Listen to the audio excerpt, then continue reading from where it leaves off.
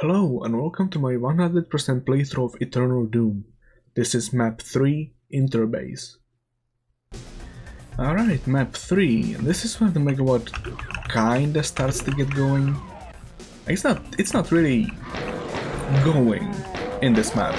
It's just starts going, if you know what I mean. It's the next map where it really gets going, but until then we still have this one, and it's the first map by Westerteicher, and yeah, we're not going here. Sometimes I'm going to get lost in these hallways because they look very samey. Yeah, like I said, this is the first map by Westerteicher, and he actually made some of my favorite maps from this world. I think this map is his early work, so it's not as good as some of the later levels, but it's still a good map. It's just that Westerteicher's maps don't really look the prettiest in general. I would actually go as far to say that he's sort of the Sandy Peterson of this mega ward. Like, his maps aren't the best looking, but they play really well. And for that, I really like them. Anyway, we're going into this area to get the rocket launcher, because, well, you saw the Barons. I don't really want to deal with them with just a regular shotgun. But there's something funny about this section. Well, the rocket launcher is naturally booby-trapped, but if you don't want to deal with that, all you need to do is just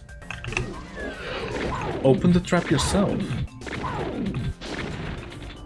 I don't know why it's a thing, but it is a thing. And we can now safely grab the rocket launcher. Anyway, now let's just go deal with the Barons.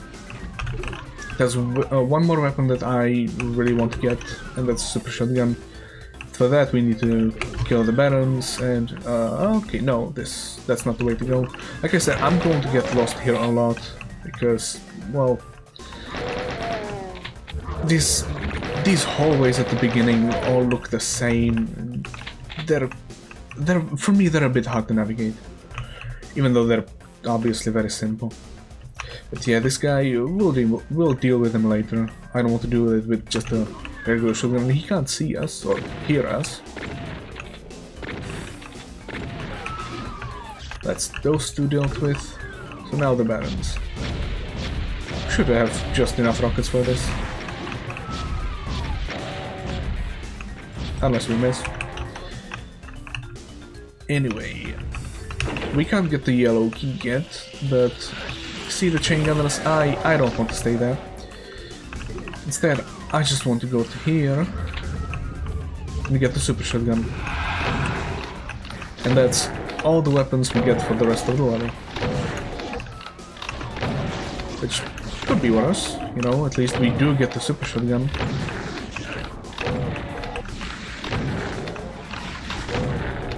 The final fight, well, you'll see.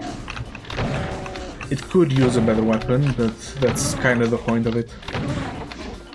Anyway, I really want to walk around in this area so that all the enemies in the monster closet can see me. Because, well, I've recorded this map already and I missed a kill because a guy got stuck in that closet. So that was half an hour down the drain. Anyway, yeah, I do want to take this lift. Get rid of all the enemies in these starting hallways. That's going to happen a couple times. Just enemies going to get released here. And for some reason I'm dying.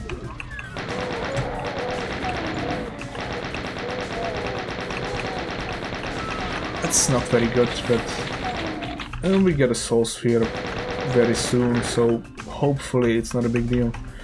But I'm just going to quickly deal with this guy. He can't see us for some reason. So yeah, let's return into this area and get rid of the chain gunners. Chain gunners are the reason why you really don't want to stay there. But at the same time, if you try to leave through the front door, they're just going to pepper you. Oh, I didn't wake up this Gecko demon. Interesting. Oh, we'll just get rid of him. There should be a red suit somewhere in here, but I don't really see it, and I don't remember where exactly. Screw the red suit. Health is overrated. Oh, there it was. Anyway, we need to return to here, because, well, we didn't explore this area fully. And that's because this thing, this piece of wall between the torches is actually a lift. And yes, this is mandatory for progression. I'm not going to lie, the first time I played this, it kind of stumped me, even though it's very clearly there. You get the torches and you get the light effect on the wall. This thing. So, you know, there's a good indication that there's something here. But anyway, saw the switch. This isn't mandatory, this is just for a secret. So shooting that switch will allow us to get that megasphere later. But I also want to kill some enemies from here. Because once we do go for the megasphere, the hallways are a little bit narrow. I don't want to fight this Hell Knight. Oh, he's not easy to deal with. He's not hard to deal with, but I'd rather just snipe him from here because that's much easier. Anyway, here's the blue key. We can't get it yet. First, we need to kill this guy and this guy.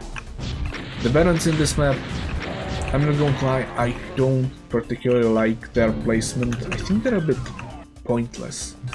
Anyway, we can go through here now and make sure to wake up all the Gecko demons.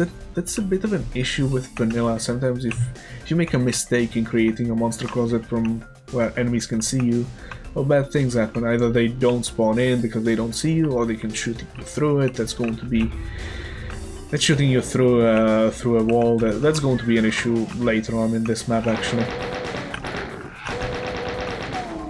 But if you know it's there, it's not really a big deal.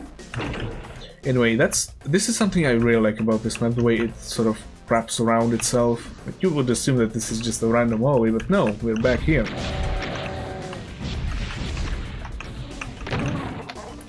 We have more tomatoes to deal with, but we can't really move.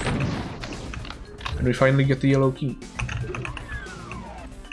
So, this is actually the yellow door, and I'm going to be honest, I'm not sure how I feel about this texture being an indicator of it. I don't think it's really yellow enough, but well, at least there is some kind of indicator. Anyway, before I go... Ah, no, wait, I'm going to the yellow door now. It's very simple.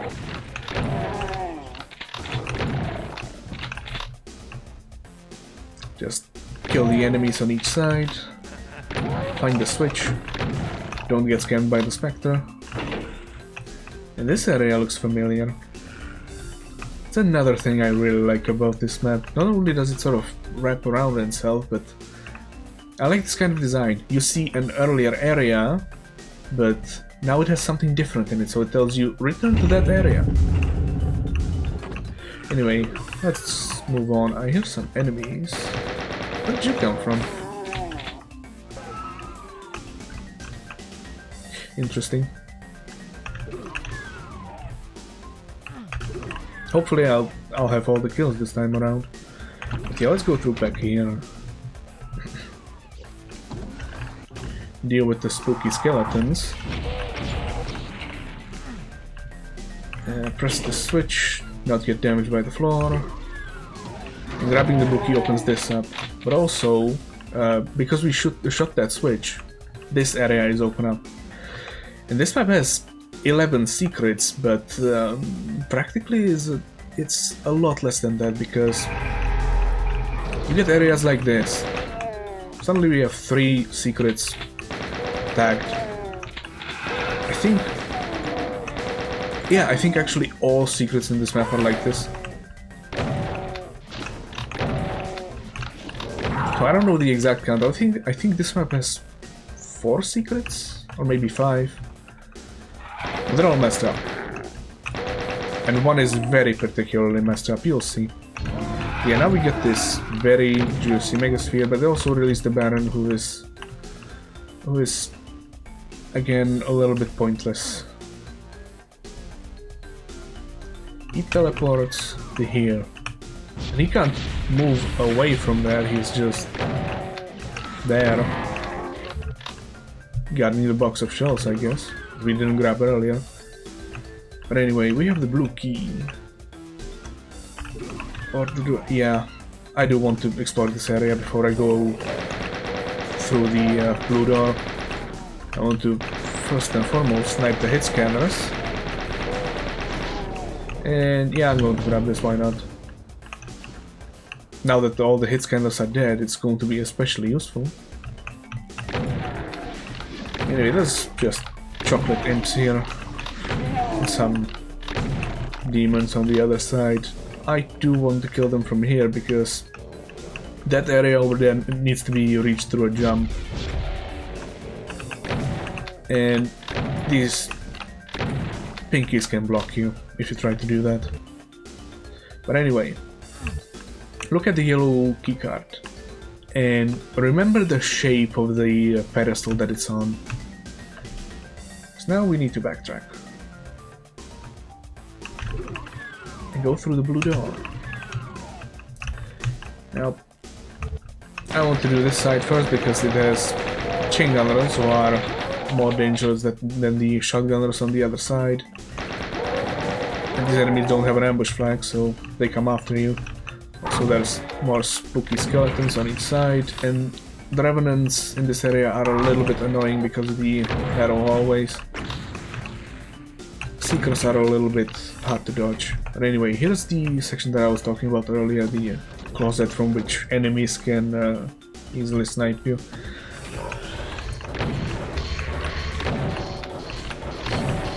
Fortunately, we avoided all of it. So yeah, this wall right there, there's a monster closet with 4 chain gunners spawned in. And see this shape? Looks familiar, doesn't it? Yeah, we need to press the switches in the correct order. And now the red key is going to be lowered. If you're playing this for the first time and you don't really know what exactly is the significance of this shape in the middle, it can kind of stump you. Because you might not really realize that you're supposed to lower the entire thing, and if you press the switches in the wrong order, you won't lower the entire thing. But, you know, then you're going to come back into this room and think, I've pressed both of these switches. Yeah, it's a sort of puzzle. It's very easy once you know how it works, but you know, playing this for the first time, it can stump you. Yeah, these are the 4 chain gunners that were in the closet, and I think 2 of them killed each other while they were in the closet or something. Anyway, we can get the red key. Oh no, wait, he fell. That shouldn't happen. I think I have the wrong compatibility option on. Oh well, it shouldn't really matter anywhere but here. Anyway, the way to reach this area is just by taking the teleporter and jumping through the window, because that gets opened up. I think this very nicely demonstrates the main ethos of Eternal Doom. Like, if you can do it in a complicated way, do it in a complicated way. Why do things simple? Oh yeah, these enemies get released. I forgot about them. Let's go deal with them. No.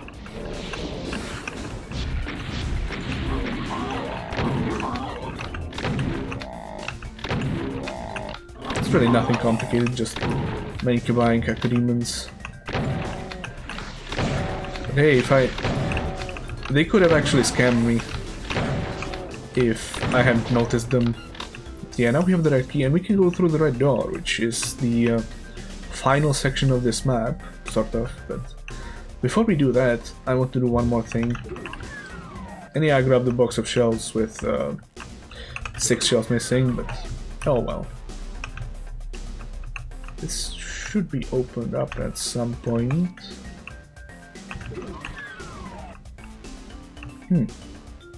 Oh, we'll see. Hold on. I think this should do it.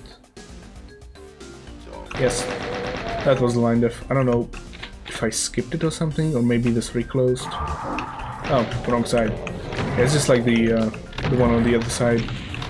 Monster get released.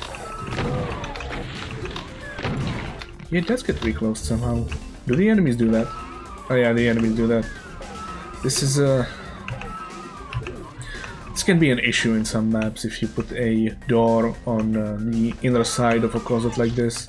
Then the enemies activated to close the door, or yeah, to close the door, and you won't be able to get in if the trigger is only once.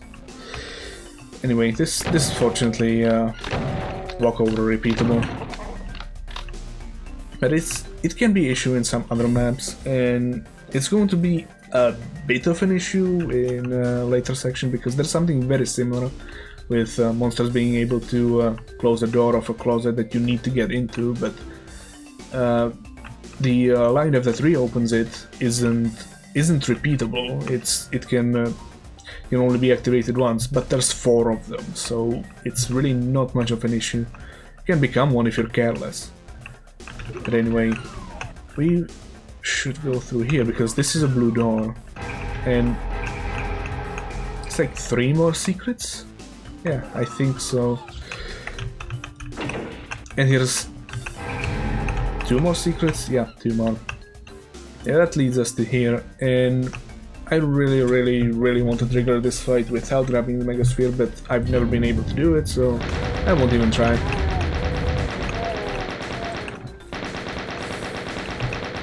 I'll just get ambushed by hit scanners, but also projectile enemies coming from here.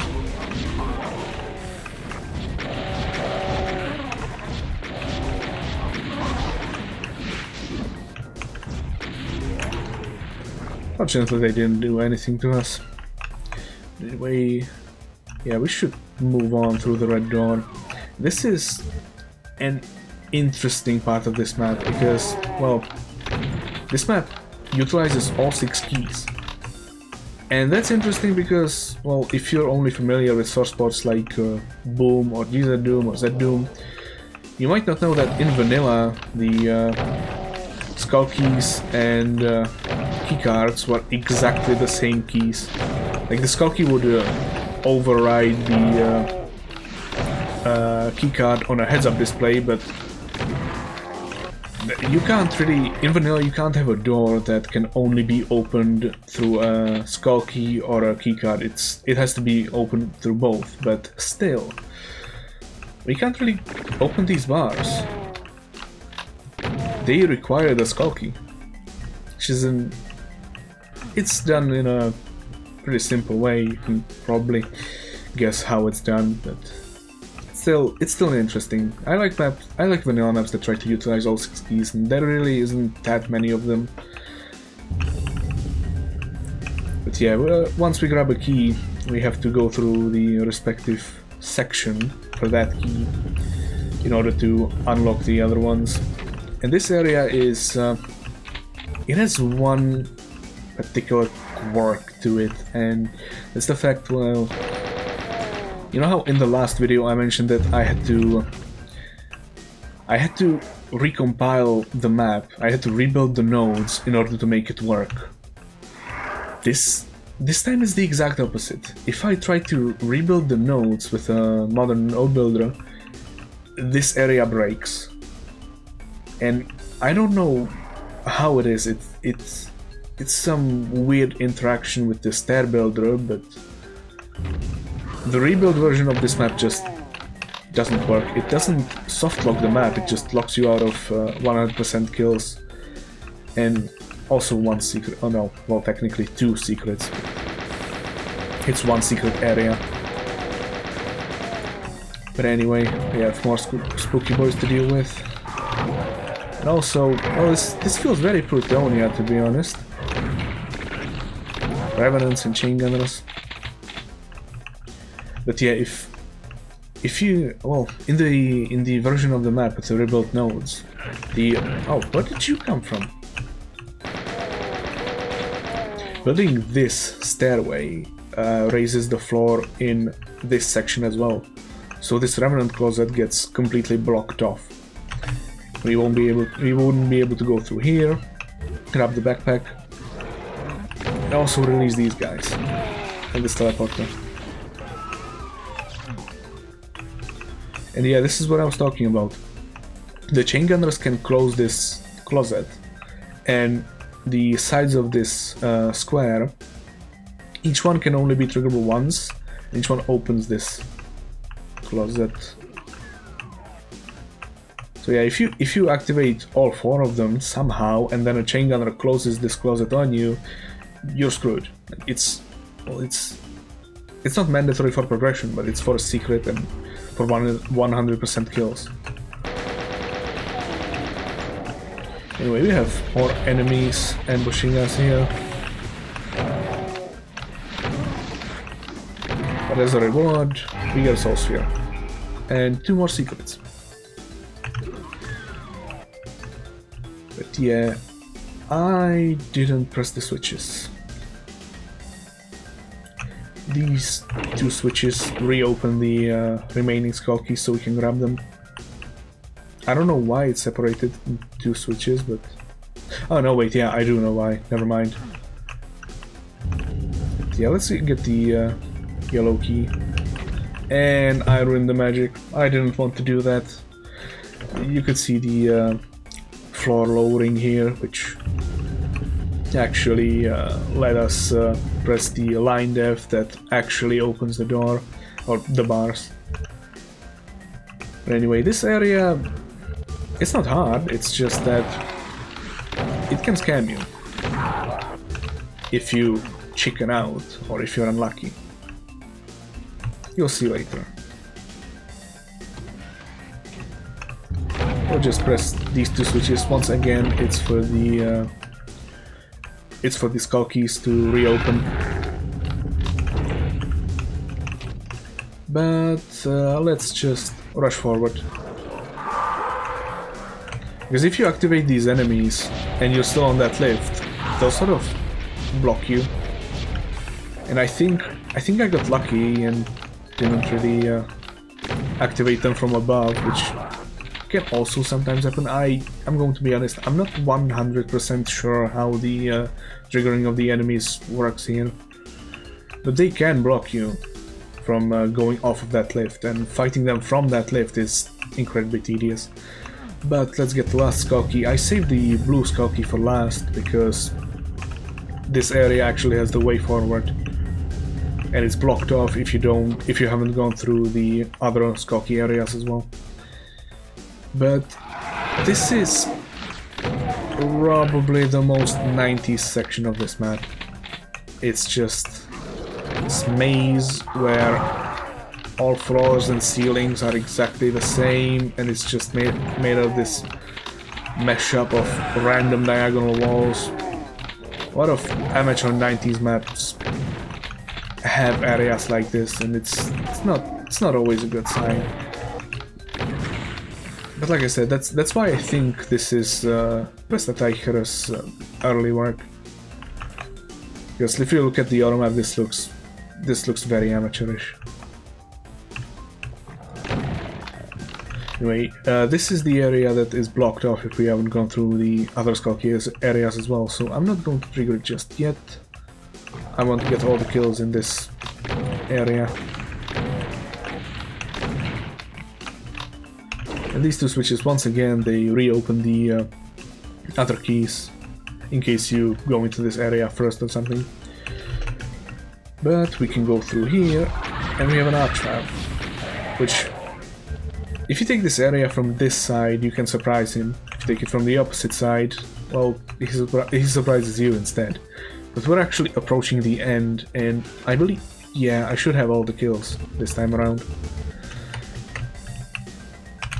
final fight. It's not hard, it's just... it's a cyber demon. You get hit, you get scammed. But I wanted the Mancubus to shoot him.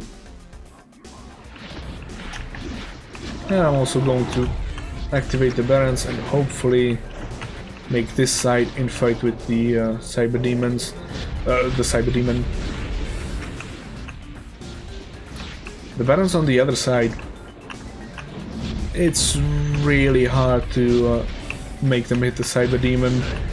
And I honestly don't think it's worth it. Oh wait, he was infighting with them. What did... Oh man. I lucked out and I messed it up. That sucks. But anyway, while he's fighting these guys, let's just start dealing damage to him. This is how this needs to be done. Just like E to M8. Because we don't get a plasma rifle or a BFG in here. So it's a rocket launcher duo with a cyber demon. This is just one cyber demon. And you get the Barons to distract him and deal some damage to him. This should be the last enemy. Yes, I have all the kills. But I'm missing one secret. Maybe it's this Mega Sphere? No. What is the final secret? Well, the final secret is actually really funny. This is the exit. This is the beginning of the next map.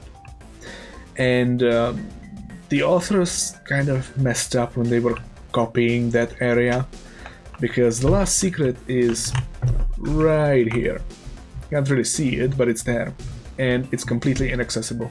It's just an oversight caused by a copy-paste of map 4.